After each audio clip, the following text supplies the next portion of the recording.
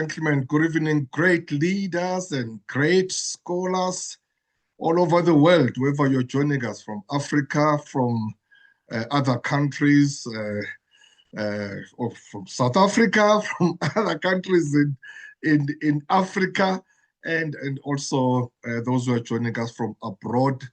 Thank you so much for joining us once again, in this community of leaders, where we meet every Wednesdays to discuss leadership, to talk leadership, because we have realized that everything revolves around leadership, and the leadership is everything. We have realized that if we can just fix leadership, maybe our families, our communities, our businesses, our countries, nations will improve, because as I said, that indeed everything revolves around leadership. We meet every Wednesdays to inspire each other, to empower each other, to encourage each other, to correct each other, to admonish each other. We meet to learn, to unlearn, to relearn, and to co-learn together. We meet as scholars from different universities. We've got politicians, we've got members of the media, executives from public sector, from private sector, community leaders, religious leaders, professionals. Yes, as long as you are a leader, you belong here. This is a community of leaders. As I said, my name is Mazwe Majola. I'm from the Worldwide Institute of Leadership and Development. As I've said, that this is what we do every Wednesdays. We started in 2020, and we've been doing this every week. And thank you so much to our regulars and our members. They know that we've learned a lot from each other whenever we meet in this Bumper Wednesday, or this Bumper Wednesday leadership. We always learn a lot from each other. May I welcome our leaders. May I welcome our regulars, our members. Thank you so much for being with us every Wednesdays, or as often as you can. Obviously, we know that you are very busy. Probably you can't join us every Wednesdays, but there are those who definitely join us every Wednesdays, and we are so grateful. But a special welcome to those colleagues who are joining us for the first time. If you are here for the first time, the big question is, where have you been? But nonetheless, thank you that you have joined tonight. Please feel at home. This is a community of leaders. This is a safe space. We discuss. As I said, we really empower each other. So please do participate. Don't be diffident. Don't hold back. I know maybe if it's your first time, you may think, let me just listen to those who've been here for a while. Yeah, indeed, it's good and important to listen to other people, but also would like to learn from you. So please enjoy yourself. The format is that I will be introducing our speaker now, and then she will take over. We'll give her time to address us, and then after that, we'll then can ask questions and engage her and engage each other. As I was saying, that obviously this is a community of leaders.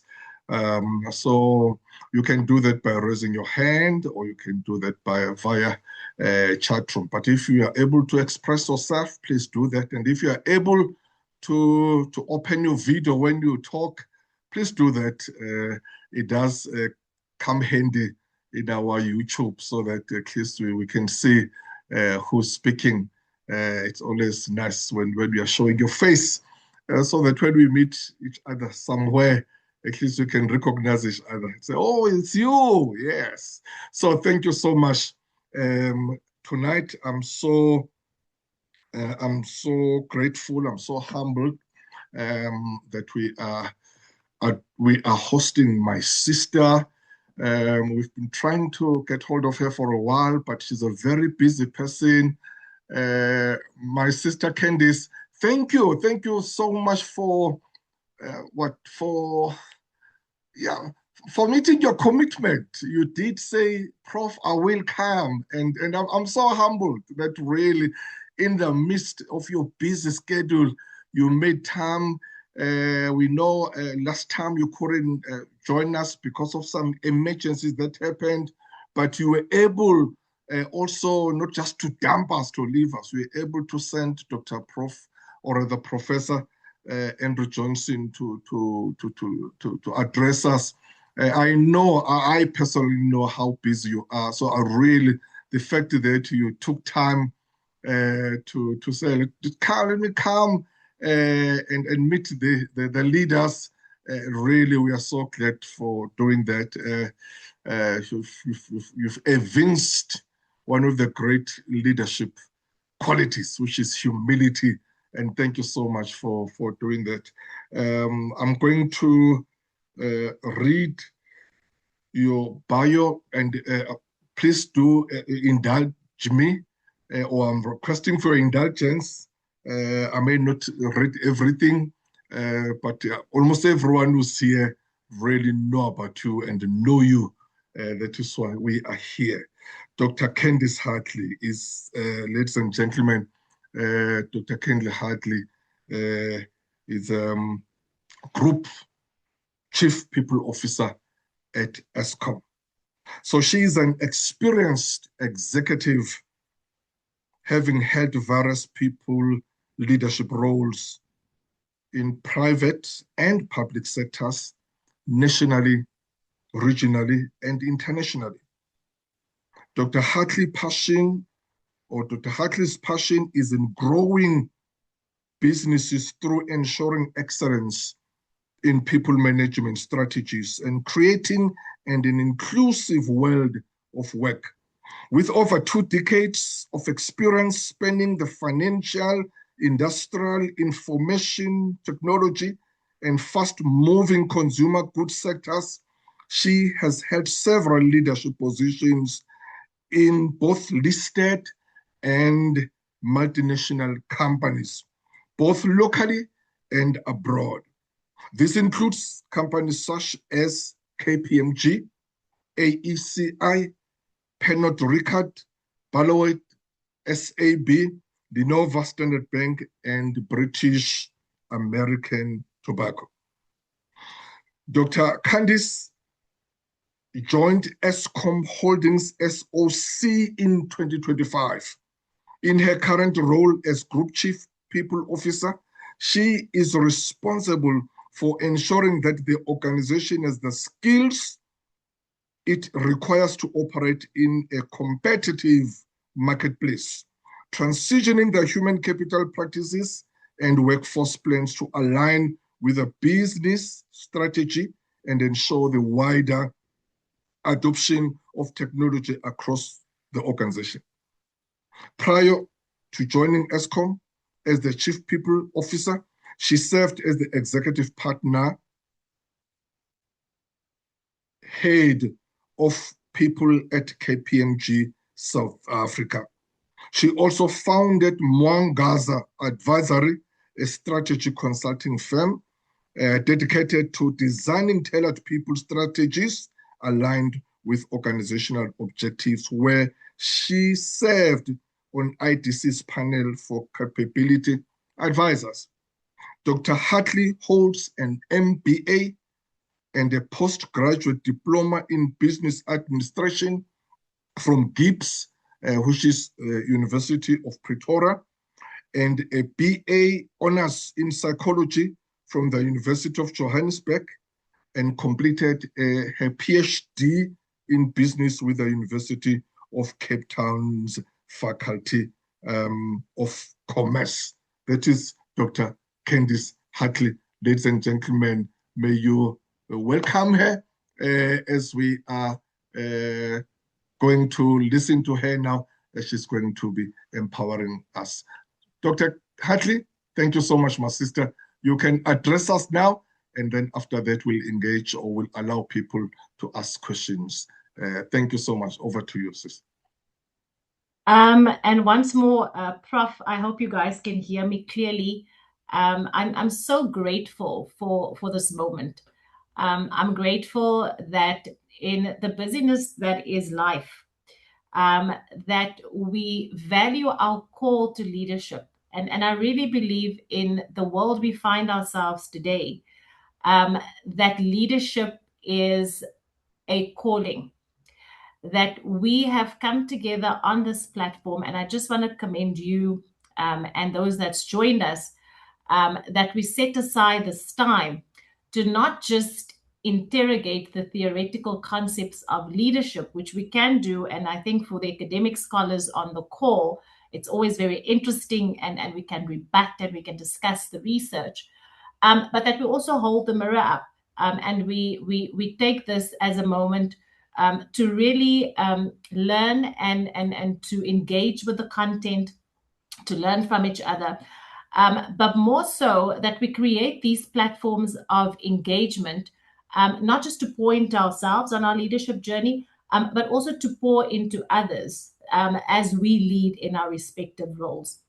So I'm really so pleased that we were able to get together, and I know Prof Johnson thoroughly enjoyed his conversation. So I'm hoping that today we will have the same, that I can do my address, but I'm really interested to engage with your participants on the call and to hear their views. We find ourselves at a very interesting time in the energy sector. And as you would have read from my profile, I joined Eskom as a group executive, specifically at this point in time in the people portfolio over a year ago. And I must say, coming from a private sector background, multinational background, having run my own advisory firm for a short period of time, when I look back at the challenge that is Eskom and the rebalancing of the board, the executive leadership team, I look back a year into role, and I'm really grateful for the opportunity that I've had to come alongside this organization. And I think it's for a few reasons. But before I get into those reasons, I believe that any leadership role has to be executed within a specific context. And my context, as I speak today, within the energy sector is Eskom. And when I think about Eskom as an organization, I have to reflect not just on the economic impact we have in South Africa, but also our role on the continent. Eskom, having been around for 102 years, is still the largest utility on the continent. It still has the highest installed capacity from electricity generation capacity on the entire continent.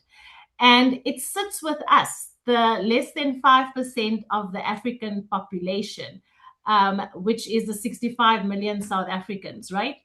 When I think about what we are and how we have arrived here as an organization, I think about Eskom not just in context of being a state-owned company, but a company. If you benchmark Eskom by revenue, by assets under management, by headcount, we are one of the top 10 biggest companies on this continent.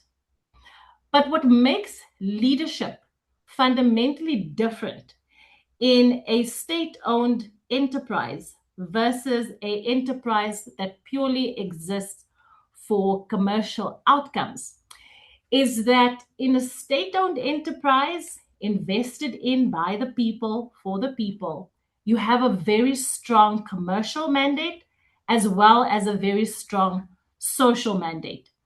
And that means we have to, as leaders, navigate this complexity of being effective, not just as leaders that is driving a commercial entity. So if you think about utilities, for instance, on the space, we have to secure reliable supply of energy. We have to drive affordability. But at the same time, our social mandate is that we have to transition this energy sector, and it has to be a just energy transition. What does a just energy transition mean for leaders? It means that no one must be left behind in this transition as we look to renewable resources of energy, as we look at programs to reduce carbon emissions when we produce energy. We have a population of people, the citizens of this country, the businesses of this continent, and we have to deliver those mandates. And when I was reflecting on the talk today, I asked myself the question, where would we be as a utility, as a organization, with both this commercial and social mandate at the core of what we do, if it wasn't for a clear clarion call around setting the leadership of the organization on the right path, but at the same time, monitoring disciplined execution? And I must say, for the year that I've been within the organization, one of the first priorities I encountered is that there was very clear deliverables set. Those deliverables wasn't just set in terms of the generation recovery plan, bringing on and capacitating our renewable segment, bringing in functional experts across the leadership pipeline. But from a shareholder point of view, the Department of Energy and Electricity always also set up very clear, dedicated focus to say that we are coming alongside this entity through the Minister of Electricity and Energy, and we are ensuring that we're not just recovering generation capacity that we lost over years of load shedding, but that we're also setting up this entity for change that is the energy sector. Now, I said earlier on, Eskom's been the sole generator, distributor, transmitter of electricity for 102 years. I found it very interesting that as the entities are unbundling, and you would have seen the National Transmission Company is almost 2 years old, and they've unbundled, as we're enabling these energy reforms, what lies behind enabling these energy reforms is opening up the market for competition. Competition by who? Independent power producers. The last time I did a count of independent power producers, it's anything between 120 and 140, if not 144 independent power producers.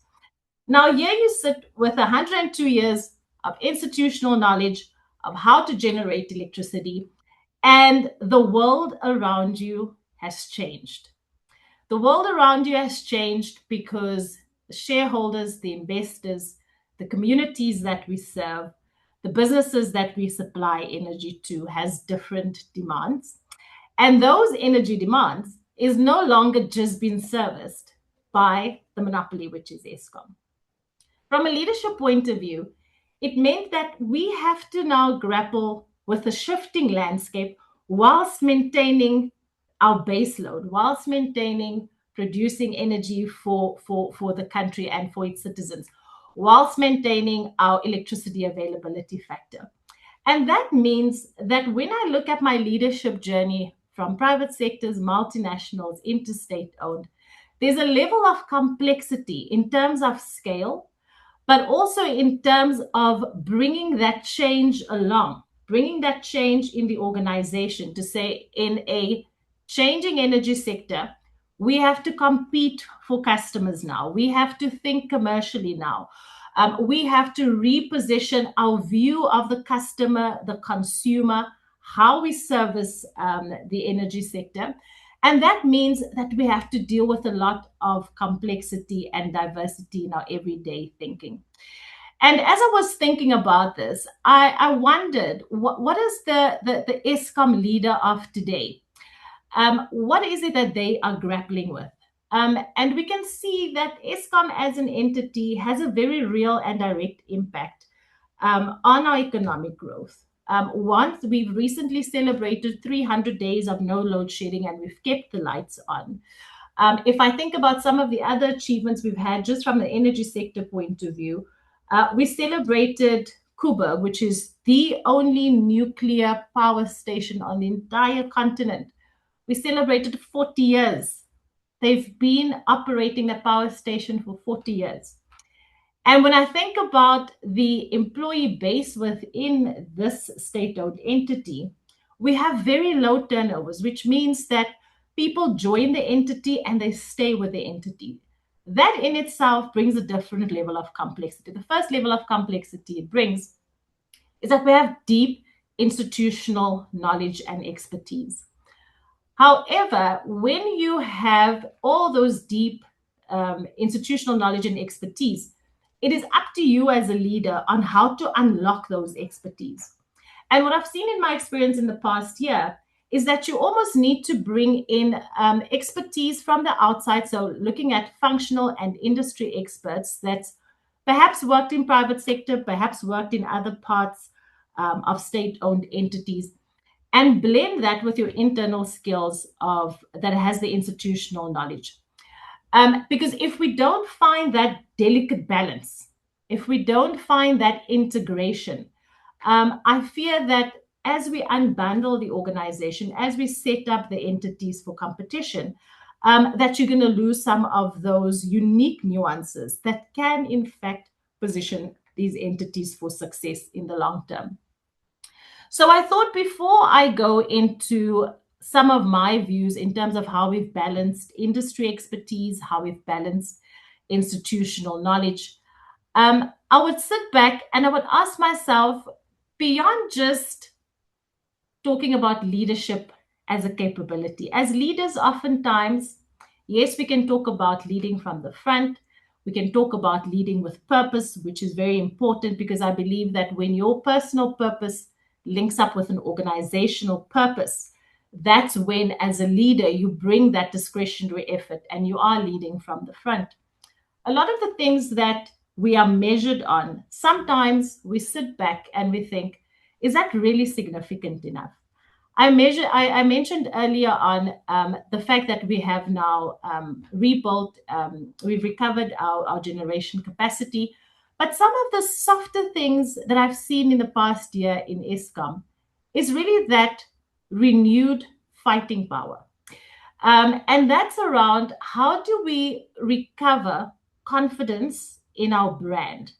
So the Eskom brand has suffered a lot of reputational damage over the number of years, and I'm sure your participants in the call would know it better than me.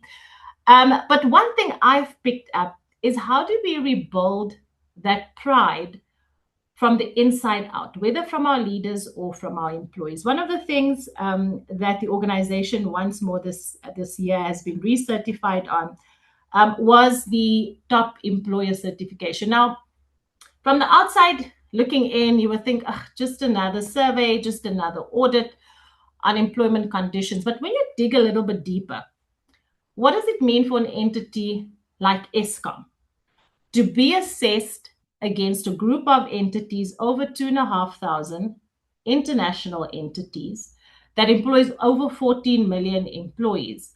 It signals to the market that when we think about Eskom as an employer within this market, that our employment conditions is still sound and still serves the purpose for which we need as a utility. Our next step now is to say, from an employment point of view, from a leadership perspective, how do we leverage that? How do we build back the level of courage and confidence that we need to lead through these trying times? And one of the things that's important for us from an employer point of view, but also from a repositioning the Eskom brand in the market, is we need to restore trust. And the way we restore trust is through ethical leadership. And I've always defined ethics and integrity as doing the right thing when nobody is watching. It's easy, Prof, when we are on a webinar in front of cameras, on a stage, to say the right things. But are we doing the right things when the lights go out? And one of the key focus areas for us as a leadership in Eskom is not just to talk about ethics, but also to tie it back into how do we combat fraud and corruption within the organization? How do we hold those involved in fraud and corruption accountable? And how do we build the capacity internally to detect issues of fraud and corruption earlier rather than later? And when I sat back and I asked myself the question, how do we achieve all these goals? It boiled down to one thing. It's around leadership. Whether you are the group executive, power station manager, the supervisor in our canteen, when you have been given the opportunity, when you have been given the mandate and the responsibility to lead another human being, you have to do it because your ethical compass aligns with that of the organization. Your purpose is clear as to why you are in that leadership role. And then our jobs as leaders, as board members, as executives, is to create the environment through systems, through policies, through processes like our anti-fraud and corruption campaign to enable our leaders to actually live through that. So I wanted to end off the conversation, and I really wanted to give more time for engagement instead of it becoming a lecture, is to say, when we sit back and we look at what's required from us as an entity, what's required from us as leaders of this generation, there's a quote that resounds with me every time I read it. It says 100% of our employees are people, 100% of our investors are people, 100% of our customers are people. If you don't understand people, you don't understand business. And at the core of the turnaround was the people of this entity. But people, I've learned in my experience, wants to be led. They want to be led with conviction. They want to be led with purpose. And they want to be led with a resolute determination that when we set a clear bar, when we set a clear standard, the first people that's going to hold themselves accountable to those standards are the leaders of the organization. So I think my journey in the short space of time that I've been here at this entity has been most fulfilling, because beyond the scrutiny that we have as an organization, beyond the newspapers we get reported on every day, I oftentimes say there's always a journalist just waiting for something. And then you get the good, bad, and the indifferent. I think we indirectly employ a lot of people in the media space. We find ourselves at a very unique point in time. We find ourselves at the implementation of policy and execution. But this wrinkle in time we have as the leaders of the state-owned entity, as the people of this country, is that we are writing history in the energy sector. We will be known as the generation of leaders that was at the forefront of the unbundling journey, setting up the energy sector in our country, and so, more so even within our region and the continent, to compete effectively, reduce the cost of electricity, to transition the energy sector to that will look at renewables. It will be a just transition. And we yet to celebrate just 30 years of democracy. About a week ago, I was at the World Economic Forum, and I sat on the stage, and I shared a stage with some global executives. It was facilitated by the managing director of the World Economic Forum. And I sat back and I reflected. When I look at economies, developed economies, and in that instance, it was in the USA, they've been an independent country for 250 years. 250 years. And I'm sitting there, and as a South African representing South Africa, but being from the continent, and we yet to see the results of a 30-year democracy. What a moment we have at this point in our history as humanity to decide what will be said about us in the history books in 120 220 years' time, when we as a continent, or we as South Africa, can celebrate 250 years of independence. And that's what keeps us going. That's what keeps me going on my personal leadership journey, is that the contributions we are making, the sacrifices we have to put in both personally and professionally in leadership, is really not for our enjoyment at this point in time, but it's the call and the duty of leaders to write a story in history that will not only define who we are, but it will also set up the trajectory of generations to come. So what is our way forward as an entity? Yes, we will continue to recover load shedding. Yes, we will focus on how do we set up competition and how do we ready ourselves for competition. Yes, we need to transition responsibly. Yes, we need to modernize the power system, but it will be led by leaders that is called to serve. And it's on serving, I believe, that we will ready not just ourselves as an entity, but also our people within this entity for what is to come in the energy sector. And with that said, Prof Majola, I'm happy to take comments, questions, or to engage with your participants.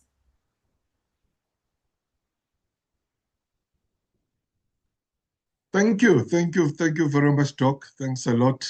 Powerful there, definitely. And it's so true.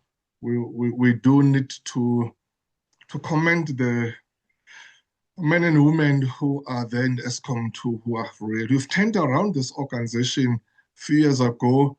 We know that they were just, we were talking about journalists who were just writing about Eskom, but there was a time when those journalists were writing about Eskom, it was always just, if we were to say, negative stuff. But now, so good that obviously we do find those who are probably more writing about positive stuff that are happening there. And then congratulations to the I think it's more than 40,000, if I'm not mistaken, employees at Eskom. So all those, whether they're sweepers or those who are making teas or securities, up to the level of leadership, really who have made sure that we now have the Eskom that we can be proud of. It's great stuff. Ladies and gentlemen, now we're in a time where we can engage with the doc. As I said, you can just raise your hand and then we'll recognize you. And as you ask your question or make your comment, please be as brief as possible so that we can accommodate as much as possible. You know that we are living in a borrowed time here. We don't have much time. I see Siswezi, and I'll come back to you, Siswezi. But I just want to ask this question to Dr. Candice, then I'll come back to to Siswezi. How do you motivate the staff? Obviously, coming from that period where really anything and everything about Eskom was just doom and gloom. I mean, talk about Eskom, you're talking about darkness. People don't have power. People saying all sorts of things. But just to make sure that people came to a stage where they can say, look, we can turn around this company. As you're saying that, I mean, you can have processes, you can have great machinery, everything, but people must be behind those in terms of just motivating them so that there's these people who are waking up in the morning and say, I'm going to work and I'm going to be part of this company, as we spoke about the purpose of individual and also colliding with the purpose of the organization. Any thoughts there, Doc? Then I'll go to Siswezi. Yeah, and I think the first thought, leadership stability is key. The revolving CEO door in Eskom has had many wider knock-on effects. Because your CEO really holds the reins, the strategic direction, and the vision of the organization. And I think one of the stats I heard when I joined was in 13 years, they had 13 CEOs. So I think the clear signal from the board when they appointed our current CEO, who interestingly was also in Eskom a few years ago, that is functionally astute as an engineer. I think that in itself already took a leap forward. To say that we are appointing an individual that really has a good understanding of what is required from the utility point of view, has the functional and leadership skill sets, and also to have a rebalanced board. So our chairman, Dr. Nyati, and his years of experience brought credibility to the appointment, credibility to the leadership team, and then rebalancing that executive leadership. So I think the first thing was around setting clear vision, but anchoring it through real leadership changes and ensuring you have the right leadership in the right levels of the organization. The second thing, which is very interesting, it's the first time, I think it was 7 or 8 years, that Eskom reported a profit last year. I think they reported a profit of 16 billion. The previous year, a loss of 55 billion. So imagine that swing to get to profitability. But profit, if it's not shared, doesn't mean anything to people. And when I joined, they had just reintroduced a short-term incentive scheme, which had very clear deliverables. It had clear deliverables in terms of it had to be self-funded. We looked at operating cash flows. We looked at energy availability factors. So real hard measures in terms of what is required for us to be effective as utility. Communicating that, setting it at the right level, and then cascading it throughout the organization and holding people accountable to deliver. And guess what? The people delivered. And when they delivered, the leadership held true on their commitment and they shared some of that profitability with the organization. And what I experienced in my career as a normal part of a remuneration framework, so any company will have a few components of remuneration. You will have guaranteed pay, variable pay, incentives. It just depends on your strategic direction, but you have a mix of pay instruments. When I arrived at Eskom for years, there was no incentivization to perform. And as I was doing my road shows, and as I was engaging with the people in the first year, I will never forget one of the senior managers. We usually do Q&A. We talk to them about the direction of the company. And she said, I just want to thank the leadership for sharing the success through an STI, right? A short-term incentive. She said the day that we announced that we've met our hurdles, we're going to issue short-term incentive payments. And she received her SMS on her phone from the bank. A lot of banks has SMS said there's a deposit. She said she was so excited she didn't want to open it. She went to work the whole day. She kept it closed. And she said the evening she opened up that SMS and she said it was so sweet, the experience. And that moment of engagement was not just about the rands and cents, but it signaled to our employees that your success is our success. And when we have combined and we have achieved, we will share that success. And we can see in an environment where we have high youth unemployment, high unemployment rates, high cost of living, small gestures like that is practically sound, obviously based on reward principles, really go a long way. So I think for me, if I had to reflect back in the short time I've been here, engaging with staff on the ground, going, meeting with them, being visible as a leader, engaging with them, taking their feedback, but also sharing in the success of the organization through clear target setting and performance measures really drives that levels of employee engagement. Thank you. Perfect. Thank you so much. We will take Wezi, Sis Wezi, and then after Wezi, and then we'll be followed by Sivuyise. If I don't know, Doc, if it will be okay if we can take both of them, and then you can just respond to them, and then we'll take another round. Sis Wezi, over to you. Thank you very much, Prof Mazwe, and thank you very much, Dr. Candice. Just as a compliment, I wish I had reported to you during my days as a young executive, because you seem to be actually doing the things that we read about in the books, but in many instances never see them done. Congratulations on that. The question I want to ask is about before the chairperson, Mtetho Nyati, and the CEO came on board, there were noises about the unbundling of Eskom into 3 entities. And as soon as Mteto came in,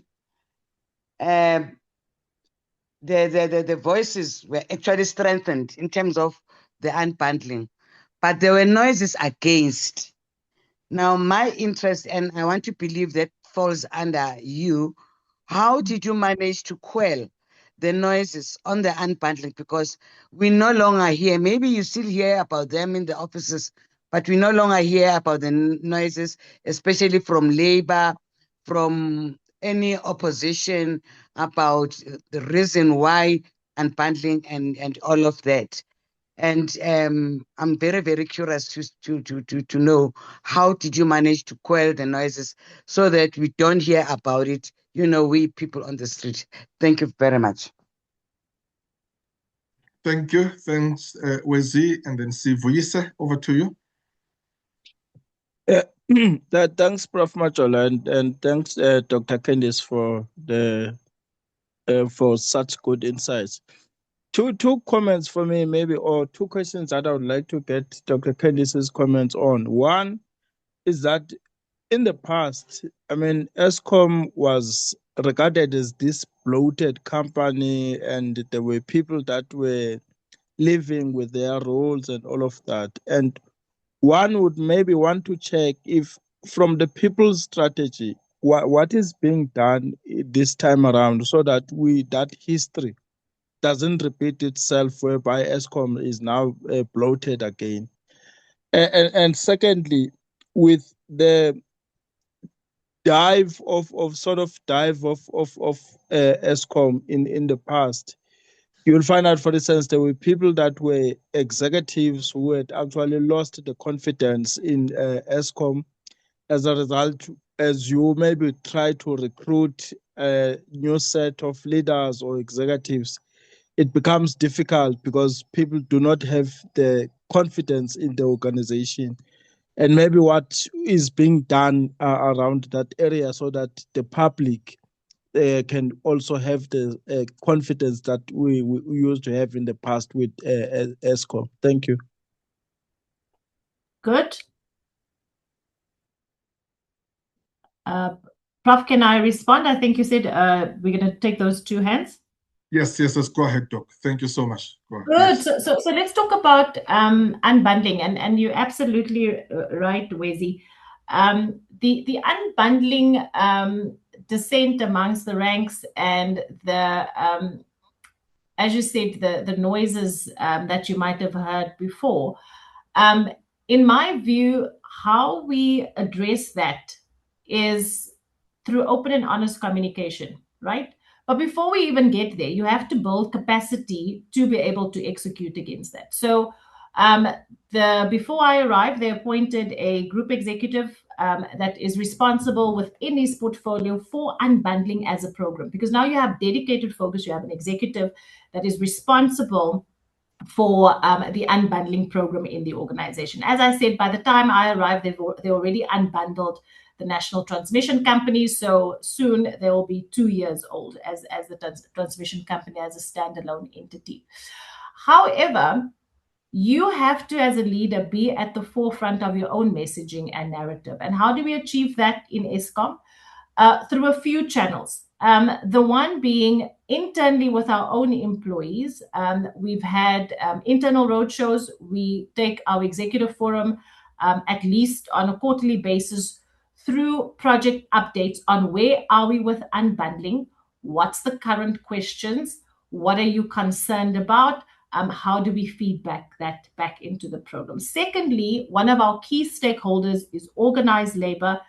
Eskom is a highly organized environment, so we have representative trade unions, and we've set up structures internally where we engage not just at the local level, but at a national level, and we call it the strategic forum, where the group executives will engage with the senior leaders of organized labor and share with them where are we with unbundling, what is the concerns, and how do we either alleviate those concerns or consider them as we implement the unbundling program.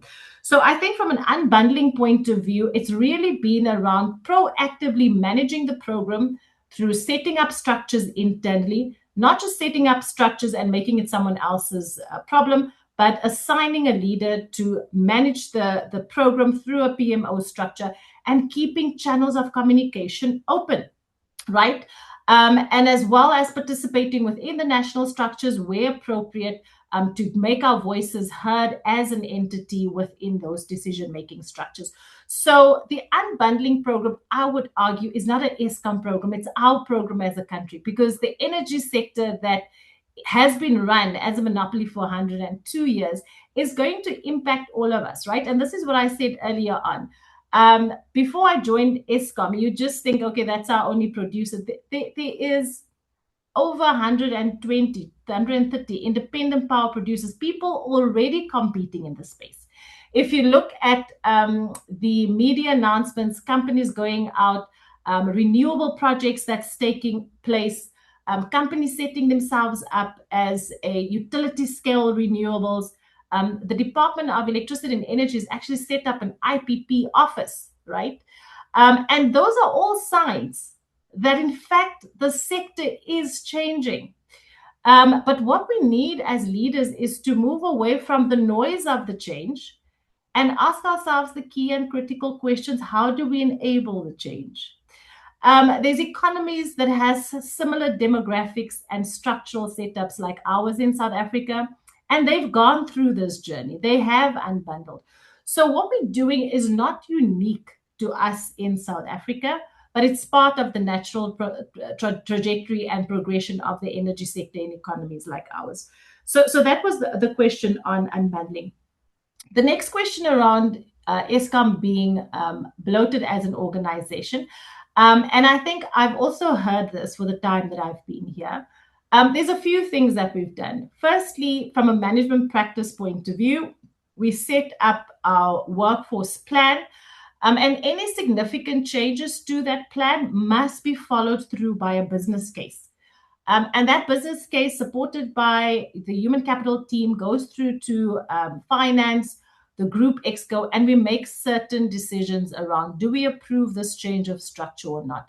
Now, certain strategic capabilities you will need as the organization unbundles, as the organization grows. And those ones are the ones that we look back and we say, okay, this makes strategic sense for us as an organization, and can we fund it? That's important. But secondly, we also have to be very critical around how we design the organization. So a few months ago, I commissioned a study with a consulting house that has international footprint, best practice experience in terms of organizational design. And we, for the first time, are stepping back and saying, how should this organization be designed? Not around people. So who's the people and how do we fit them into structures? But how do we design structures that responds to the strategy of the organization? And how does that structures learn from best practice and benchmarks in economies that's similar to ours, in utilities that's similar to ours, that deals with similar constraints? And we are in the process now of reevaluating some of our structures, especially at a leadership level, because if you set it up right from the top down, you can then make key and critical decisions around how do you set up the rest of the entities. Now, you might have seen in the media, we are in the process of negotiating our multi-year wage agreement. And again, as much as I look at the science of how to set up entities and how to design an organization like Eskom based on best practice, we also have real lives that we are responsible for. We have real people in the organization with real financial needs and real social pressures. And that's why our engagements with organized labor, hearing the voice of their constituents, becomes important when we start making decisions around the shape of our organization and the cost of employment. So hopefully, Prof, that gave sort of a bit of a sense of where we're at. Thank you. I see another hand there. We will receive more hands.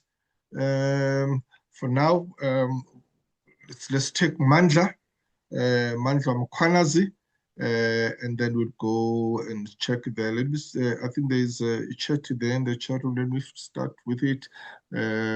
Victor Songelwa is saying, thanks, Dr. Hartley, for this presentation. It is encouraging to see that Eskom is regaining its good reputation. Load shedding is now a thing of the past. Well done to all involved, right people in the right thing. Thank you, Victor. So thank you so much. Mandla, are you there? Over to you, sir. Mandla Mkhwanazi? Yes, go ahead, sir. Hello, Prof. Can you hear me? Yes, Can sir. you hear me? Go ahead. Yes, my brother. Go ahead. Yo, thank yes. you so much, Prof, for the thank you so much for the invite. I just want to extend my appreciation and my welcome to Candice Hartley, Dr. Candice Hartley. She's actually a boss to me at Eskom, although she doesn't know me because there's so many employees, about 40,000 plus employees there. So I happen to be in the procurement space as a procurement manager, very junior to her, so she wouldn't know me. Dr. Candice, I have two questions for you. The first one is around the recruitment of our kids as yes students. I've seen there's this drive throughout the country that, in fact, it apparently comes from the president of the country that we recruit these students and we expose them to the workplace so that they gain the skills. But you see, the tragedy of all of that is that after these kids have been recruited for a year, they have served as yes students, they are then released back to the unemployment market, where they will be roaming the streets, they will be doing nothing. Can't we, as Eskom, as the head of HR in Eskom, look at it different and say, we need to give our children a meaningful exposure within the organization instead of taking these kids, create expectations, then after that we release them back into the market where they get more and more frustrated. That is the first question, Dr. Hartley. The second one, which is the very last question, is the past.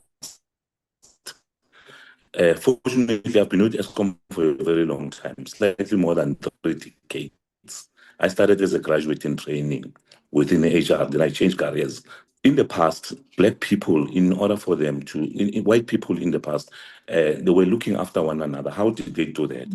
Let's say, for instance, we've got Mandla or Jan. Jan has been working for the organization for some time. Jan has got the qualifications, he's got a degree, he's got honors, he's got a master's degree, but he hasn't been, for some reason, been able to move up the ladder within the organization. And, they created something like the consulting roles to say somebody will be appointed as a professional or a consultant. So I'll be on the same level with my manager, let's say as a senior manager, but I'm more of a professional or consultant, just to recognize the person for having been in the organization for a very long time, to recognize their contribution and also to motivate them that they belong somewhere. As it is at the moment, ever since Black people took over, nothing has been done. We've got people with MPAs. I'm currently a student in pursuing my MPA. I know for a fact that once I finish my MPA, I have 2 degrees. This will be the third one. Once I've finished it, I may be stuck at my level for years, because sometimes we even apply within the organization. We don't get invited. We don't even get shortlisted within the organization.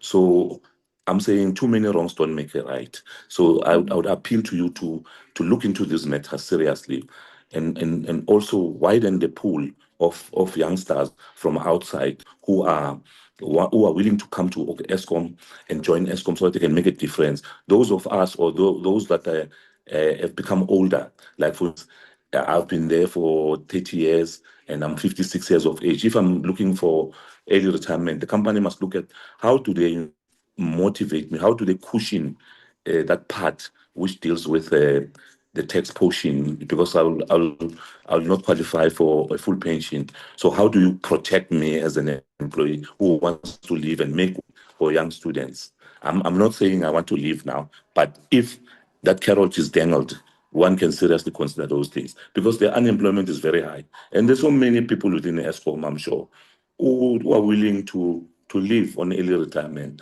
but they can't. So if at your level, then just introduce that subject, you start discussing it, and allow many people who are 50-something. Some of them are demotivated. They are highly educated, but they are not properly utilized. Those that still want to stay, see how differently can you utilize their skills in order to benefit Eskom. That is my contribution for the evening. Thank you. I'll listen. Thank you, Mandla. If you don't mind, Dr. Candice, maybe we can take my sister there, Ayanda.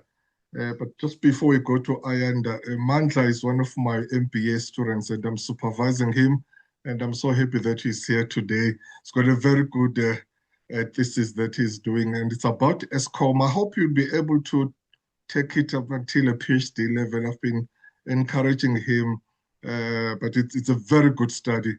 I'm sure Eskom will benefit out of the study that he's doing. Let's take my sister Ayanda. Over to Ayanda. Over to you, sis.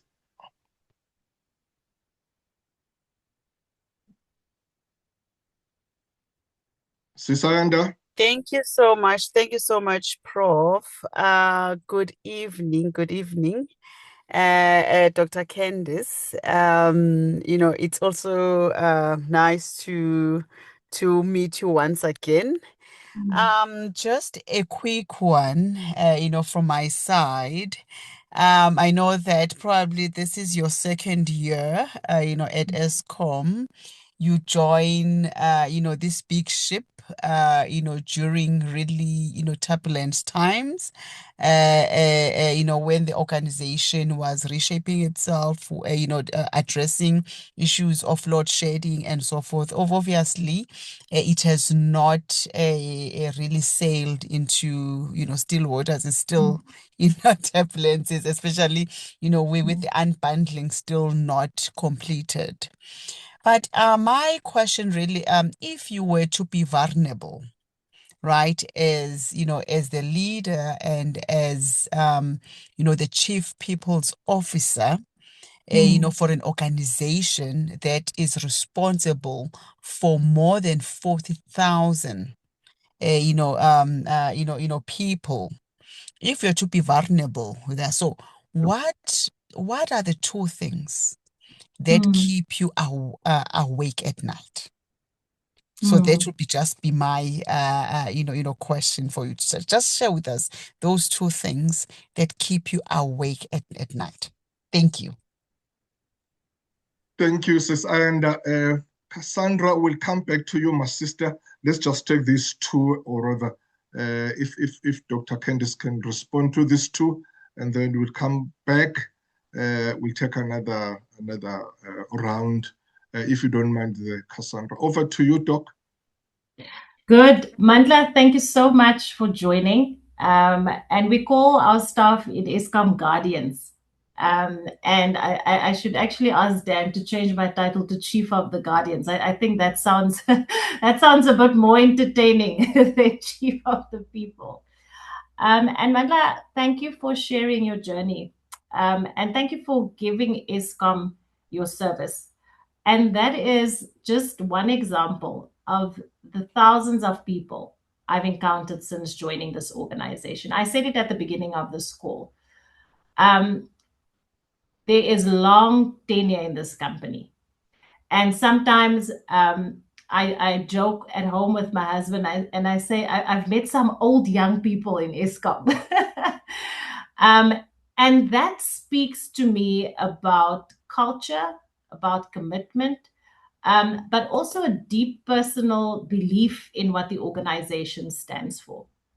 The flip side of that question is when Mandla and a number of other long tenured employees in Eskom have given us our service, what have we given them in return as an organization? And I'm not talking about commercial terms. I'm not talking about promotions, qualifications, salaries, etc. But one of the things, and maybe it will bridge into one of the things that keep me awake, is when the organization went through its turbulence and change, everybody took a position of just holding on. And nobody lifted up their heads to say, how do we not just make it through, But how did we use this crisis for our advantage? And in commercial environments, they said never waste a good crisis. Never waste a good crisis.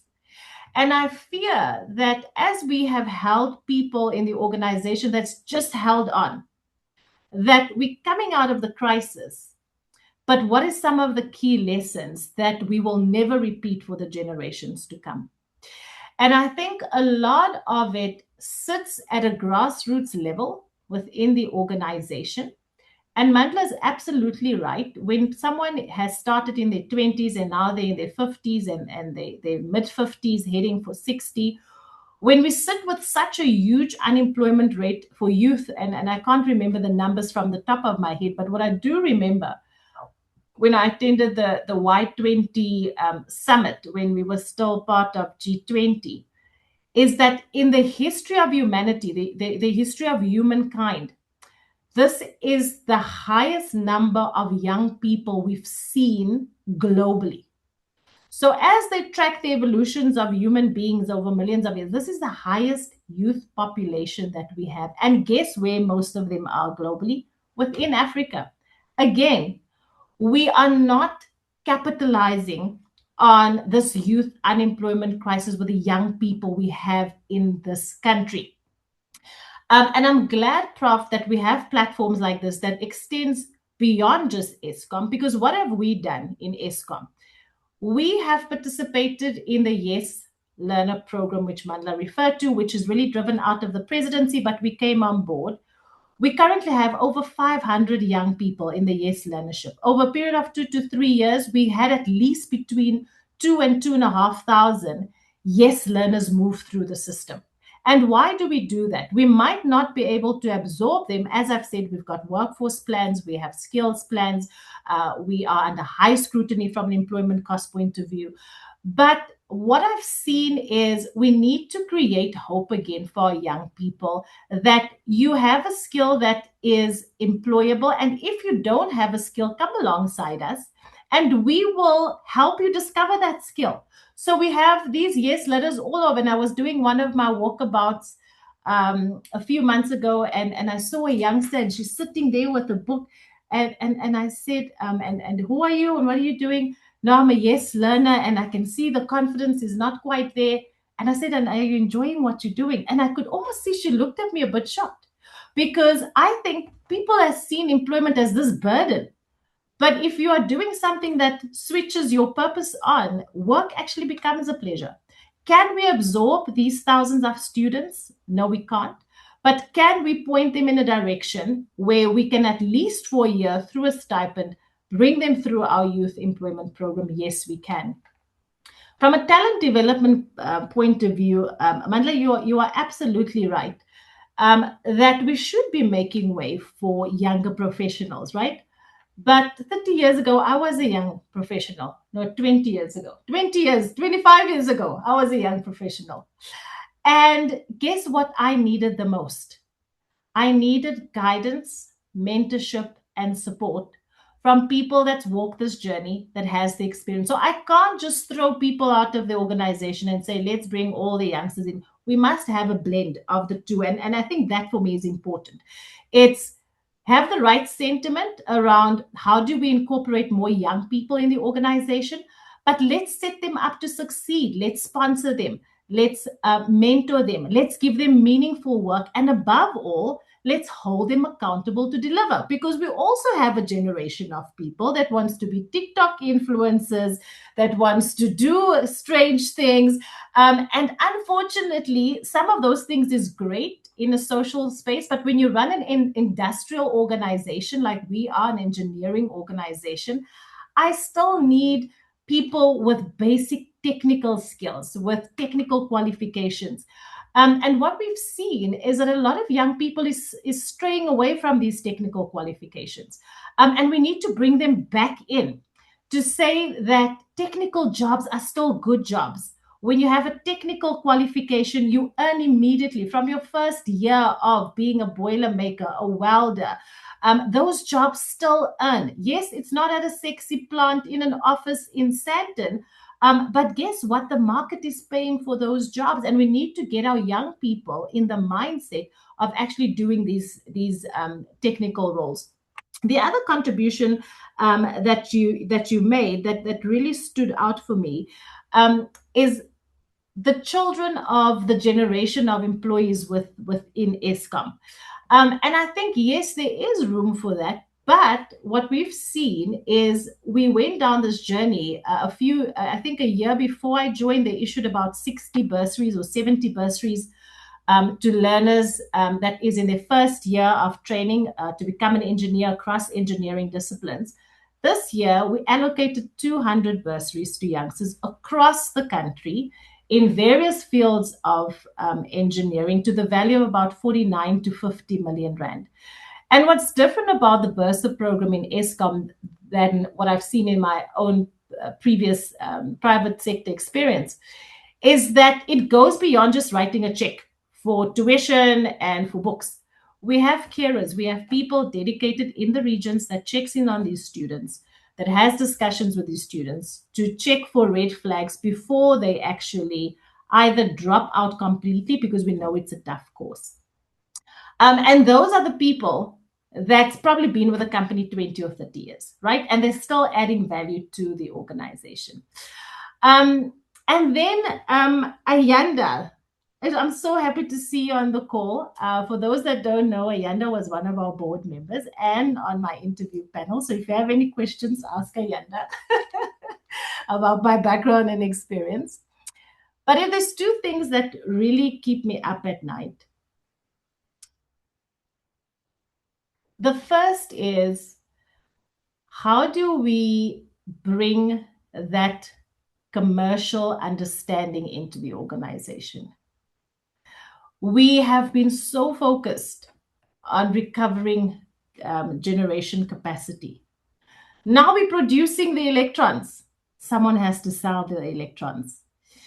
And when you have been a sole supplier, nobody had to focus on commercializing how we go to market, what's the customer need, customer-centric policies, programs. And for me, that is one of the key things that keep me up. It's how do we take the organization and the people specifically responsible for the commercial terms and commercializing some of the offerings. How do we bring them along without losing them? The second thing that really keeps me awake at night, and I think Mandla mentioned some of it earlier on, is, and I don't like using racial classification, so Prof, just bear with me. Mandla said it, right? I didn't say it, Mandla said it.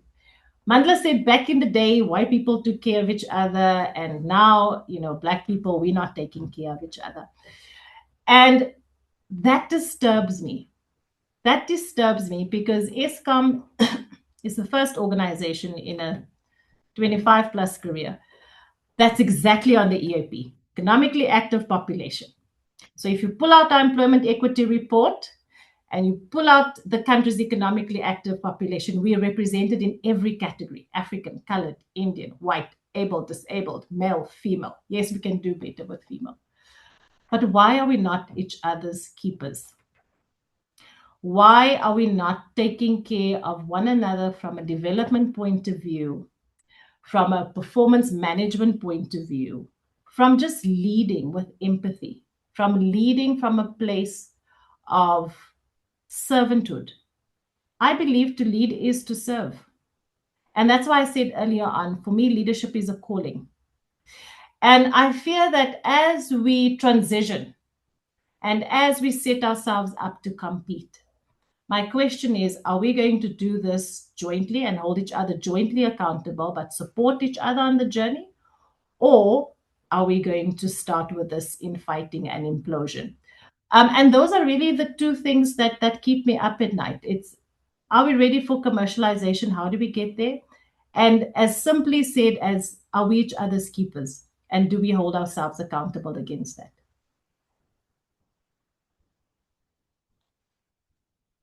Perfect. Thank you. Thank you very much, Doc. I think let us take the last round now. so that we can release the doc.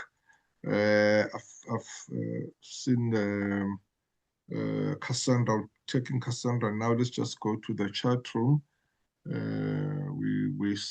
Victor, we had Tebogo. I love that never waste a good crisis. Prove that there's always positivity that can be rooted in a crisis. It all speaks to how to look at it and internalize it. Thanks, Tebogo. Dr. Chumamangisa, a good presentation indeed by Dr. Hartley. Thank you so much for the powerful insights. In 2018, I did a doctoral study at Eskom, a validated framework for transformational leadership, talent acquisition, and retention of engineers at an energy provider in South Africa. Maybe Eskom can get a few nuggets from it. Thank you very much, Doc.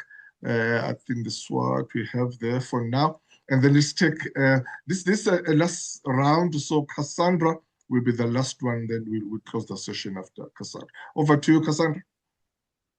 Thank you very much, Prof. Good afternoon. Dr. Candice, I'm an Eskom Guardian, and my question to you is with regards to your experience over the last 2 years that you've been with us at Eskom. Is there a preconceived thought that you had that that your experience with Guardians has changed, or was there ever a leadership thought that you had from your previous experience that your experience within Eskom has changed? Yes, thank you very much. Thank you, Cassandra, and again, thank you for joining us. I really appreciate the support from the Guardians that jumped on the call today. So, and again, Ayanda, thanks for opening that door of being vulnerable, right? When I took on the role at Eskom, I told no one. I didn't want my family to know. I didn't want my friends to know. I was like, I don't know how am I going to explain what I just signed up for. And when the announcement came out, and I think at the time myself and Rivo, the group exec for renewables, joined at the same time, boom, media statement, and my family is like, is that you?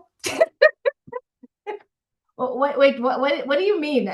And I stayed away from it for a while.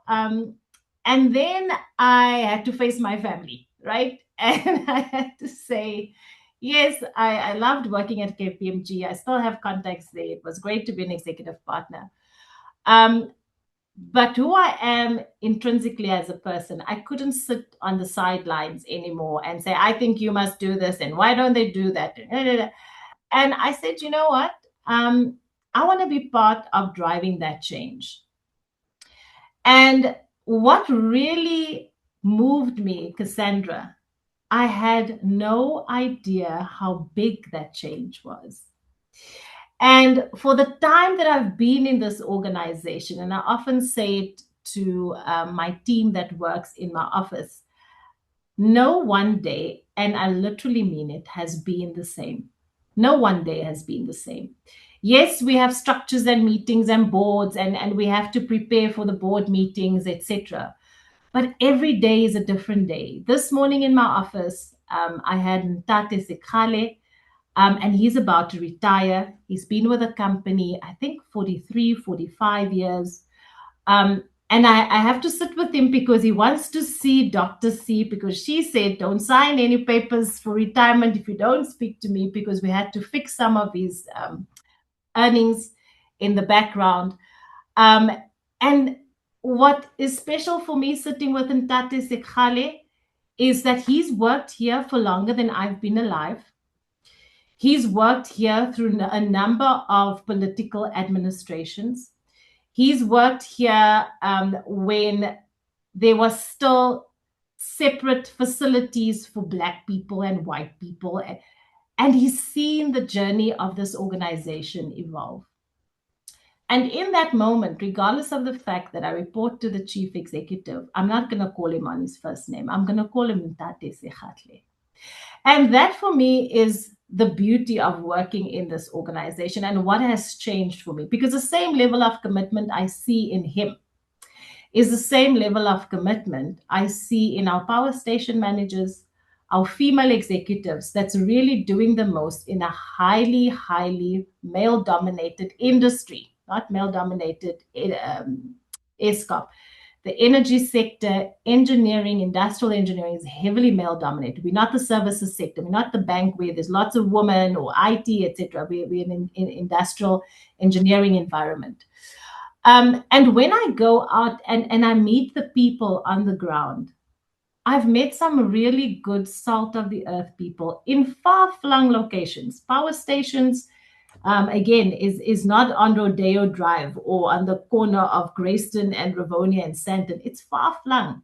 It's 87 kilometers, 200 kilometers. And I look at these individuals having worked with not just South Africans in big South African organizations, but also with different nationalities. I've worked for French multinational, UK multinationals. I've worked with Asians when I worked with Lenovo. I've worked with Hispanics. And sometimes I want to hold the mirror up to the people of Eskom and say to them, don't forget how incredibly talented you are. Because I think we've been so internally focused on what's gone wrong that we haven't taken the time to actually recognize people for what's gone right. And yes, we have work to do. And yes, we are still on a journey. But at the end of it all, if we can remind our people inherently in the hearts of hearts that we see your contribution and we are here to transition the sector with you, I think we will not only contribute to the changes in the sector, but will bring back that pride that Eskom used to be. I heard one of the stats before I joined that I think maybe 20 years ago, Eskom was the top global utilities company. And we did that. The people of South Africa did that. And I believe it's still within us to rewrite the journey and even to better on that. So thank you for that question, Cassandra.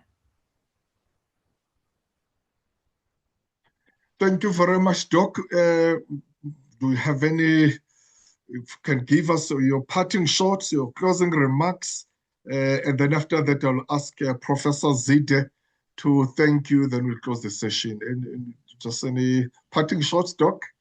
Over to you. My parting shots from a leadership point of view is the leadership journey is not a straight trajectory. It goes up, it goes down, it has twists, it has turns. But every leader needs to have the capacity to be led.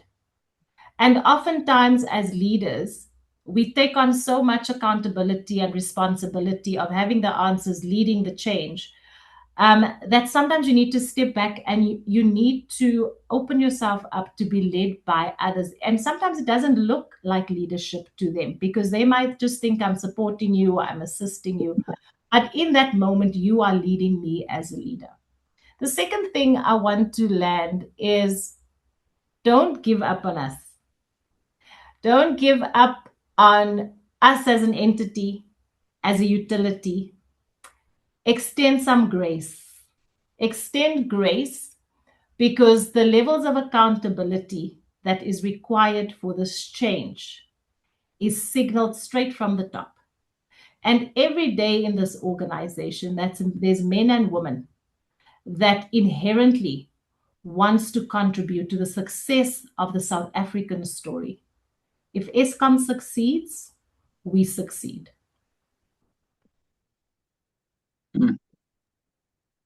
Over to you, my professor. Thank you, sir. Professor Zide. Yes. Okay. Thank you very much, my professor, and thank you very much, colleagues, for this opportunity. I think first and foremost, we need to express our gratitude to Professor Majola and Dr. Majola. You know, Candice, I will come to you. In the midst of COVID-19 2020, with Prof. Majola's vision and Dr. Majola's vision, they came up with this platform.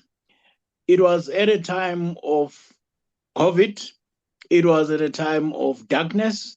But through their vision, we had some technical problems when we started, some glitches here and there, and but nonetheless we're here now. So my professor, much as the mandate is to thank Dr. Candice, let me humbly start with you and Dr. Majola, and also the colleagues who have decided to put their time aside to be with us this evening. We don't take that lightly. It is really a sacrifice which we do not take lightly. But we also want to thank, the colleagues who have put some testing, probing questions to Dr. Candice. I think the questions gave more light to the challenges which we have. But now let me come to you, Dr. Candice. Thank you very, very much for such an insightful, instructive, inspiring, motivational, tactical, as well as a thought-provoking presentation. You have really broadened our understanding of what it means to lead during the times of challenges, crises, complexities, conundrums, and paradigms. Were it not for Prof Majola, who is always sharp, at identifying scholars and speakers who rise to the occasion. And so for that, we would really like to thank you, particularly for challenging us again that leadership is really a calling. It's not a position. You have repeatedly mentioned that. And Prof Majola indicated that one of your qualities is that of humility. Indeed, with the presentation you have made, I can agree that even in the absence of Ntate Dikgale, you said, I am not going to call him by his name, but I am going to call him Ntate Dikgale. You did not apply seniority here to show that, look, I am Dr. Candice, and this is who I am. But that humility, I think, speaks volumes of the kind of a person you are. And then, of course, your walking about leadership style, it's really confirming what Prof. Majola has said. And we are very excited to have somebody like you in our midst who's put the time aside to be with us tonight and to lead by example. And to quote you, you also said that to lead is to serve. And indeed, this is great.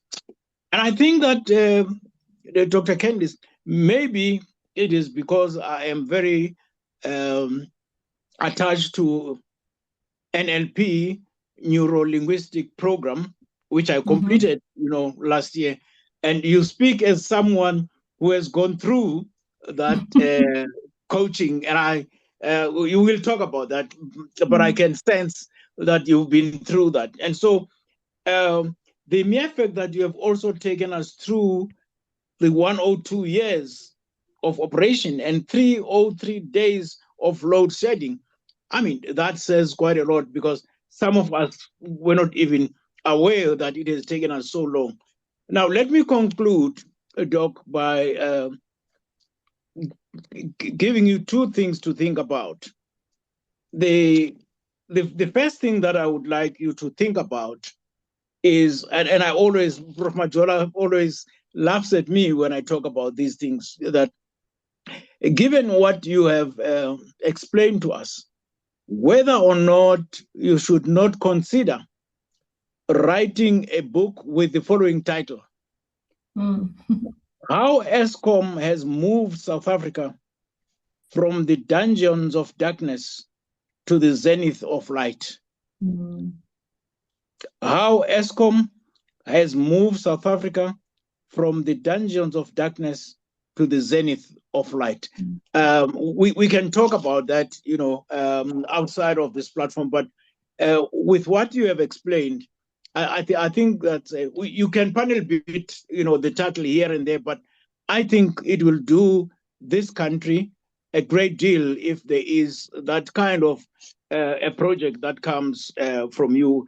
Finally, Dr. Candice, you have really, with your presentation, taken us from good to great, from great to better, from better to auspicious, and from auspicious to awesome, from awesome to magnificent, and from magnificent to majestic, and from majestic to the upper valleys and mountains of leadership, and above all, to understanding what it means to lead during times of crises, challenges, complexities, conundrums, paradigms, and diversity. Well done, well done, and well done, Dr. Candice. Thank you ever so much. Hoping to see you again. Remember the title of the book. The next time we meet, I would like you to say to Prof Majola, I am halfway through with that book. My professor, thank you very much. Thank you so much. Thank you, thank you, thank you. Back to you, my professor. Thank you, my professor. Thank you so much. And indeed, Dr. C, we can definitely, or will definitely assist you with that book. Think about it. Now the challenge has been thrown, and then let's see how we can put that book together and then make sure that the broader South Africans and even the whole world can learn a lot from what the good work the Eskom has been doing. Thank you so much, my sister. Thanks a lot once again. As we said, everyone who's here knows how busy you are, but the fact that you took time to be with us, we really appreciate it. And hopefully, this is not the first time. Obviously, maybe one day again when we come to you and say, come back, the leaders and the community of leaders, I would like to learn a lot from you again that will avail yourself. Thank you so much. We really appreciate it. Yeah.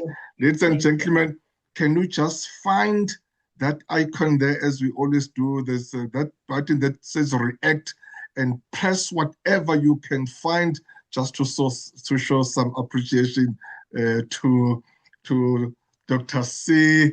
Let's do it. I want to see everyone showing something there just to show some appreciation and some love to Dr. C. Thank you so much for your, as Prof said, very instructive and very informative and impactful presentation. Thank you so much. We appreciate you and we'll always be there to support you in whatever way. And know that there are people who are behind you. We may not speak to you every day, but we support you. And then, as we say, that shout will be there to support you. Thank you. Ladies and gentlemen, the session is adjourned now. For those who joined us for the first time, please remember, we meet every Wednesdays. Again, Wednesday will be here, same place, same time, same login details, same everything. And then we'll be having another powerful speaker who will be empowering us. Thank you so much. May God bless you. And may God bless Africa and Africa. The session is adjourned now until we meet again next week.